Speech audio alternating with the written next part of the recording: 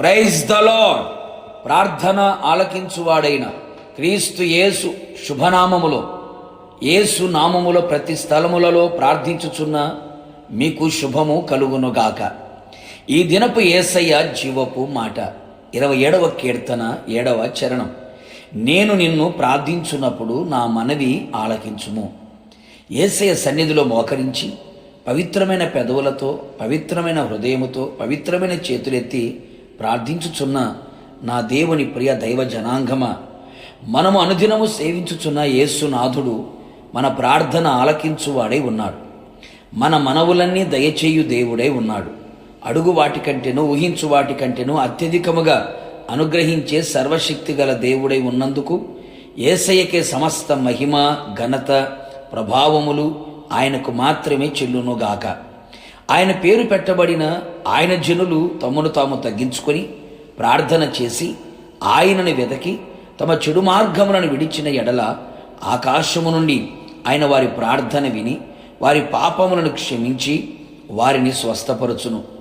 ఆయన మందిరములోనికి వెళ్ళి ఆయన సన్నిధిలో హృదయమును కుమ్మరించి ప్రార్థించిన ఎడల ఆ స్థలమందు చేయబడు ప్రార్థన మీద ఆయన తన కనుదృష్టి నిలుపును. ఆయన చెవులు వారి ప్రార్థనను ఆలకించును.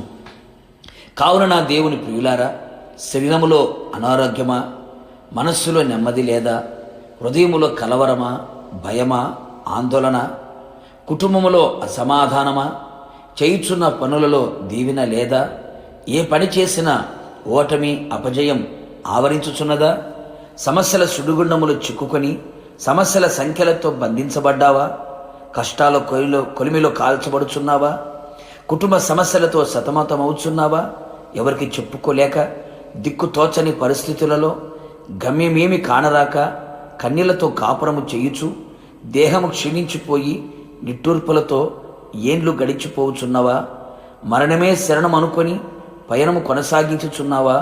ఓ ప్రియనేస్తమా, నీకొక శుభవార్త.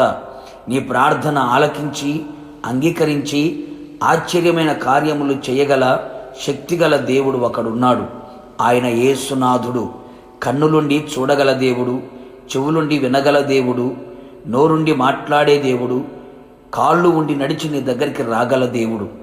నీ కన్నీళ్లను తుడిచివేయువాడు, నీ బంధకములను తెంపివేయువాడు, నిన్ను అర్థము చేసుకొని నిన్ను ఆదరించి ధైర్యపరిచి బలపరిచి ఉద్ధరించగలవాడు. నీ మాట వినగానే నీకు ఉత్తరం ఇయ్యగల దేవుడు, నిన్ను ప్రేమించి నీ ప్రార్థన ఆలకించి అద్భుతములు జరిగించు వాడు. నీవు ఓడిపోవు, నీతో ఉన్నవాడు, నీ ప్రార్థన ఆలకించు వాడు. కావున ఆయన సన్నిధిలో నీ కంఠ స్వరమెత్తి ప్రార్థించుము. నీ మనవి ఆయన ఆలకించును, అంగీకరించును. ఆయన ఆగమమునకు నిన్ను సిద్ధపరచును. ప్రార్థన. అత్యంత కృపా కనికరము కలిగిన నా ప్రియ పరలోకపు తండ్రి, నీ పరిశుద్ధమైన పాదములకి స్తుతి స్తోత్రములు చెల్లించుచు ఉన్నాం. మరొకమారు మా ప్రార్థన ఆలకించే దేవుడుగా, మా మనవులన్నీ మాకు దయచేసే దేవుడిగా మీరు ప్రత్యక్షమై ఉన్నందుకై మిమ్మల్ని స్తుతిస్తూ ఉన్నాం. నీ ప్రజలు ఏ పరిస్థితుల మధ్యలో నీ పాద సన్నిధిలో చేరి నీ పాదములను పట్టుకొని కన్నీళ్లతో మీ వైపు చేతులు చాపి విలపించుచున్నారు, విజ్ఞాపన చేయుచున్నారు, నిశ్చయముగా వారి ప్రార్థనలన్నీ ఆలకించి అంగీకరించి ఆశ్చర్యమైన కార్యములు వారి జీవితంలో చేసి నోటి నిండా నవ్వును పుట్టించి తలగా పైవారిగా వారిని నిలబెట్టి మీ నామానికి ఘనత, మహిమ, ప్రభావములు తెలుసుకోమని మీ పాదములకు అప్పగించుకుంటూ మీ నామాన్ని ఘనపరుస్తూ యేసు నామములో అడిగి పొందుకొని ఉన్నాము పరలోకపు తండ్రి, ఆమెన్.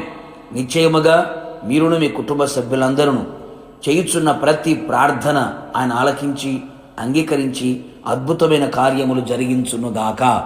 God bless you.